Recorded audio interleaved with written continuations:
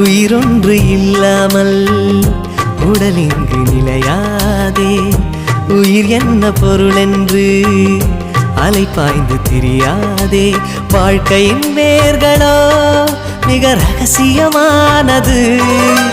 ரகசியம் காண்பதே நம் அவசியமானது. தேடல் உள்ள உயிர்களுக்கே தினமும் பசி இருக்கும். தேடல் என்பது உள்ளவரை வாழ்வில் ருசி இருக்கும். பாடல் போல தேடல் கூட ஒரு சுகமே. இசை பாடி வரும் இளம் காற்றுக்கு உருவமில்லை. காற்றலை இல்லை என்றால் ஒரு பாட்டொலி கேட்பதில்லை.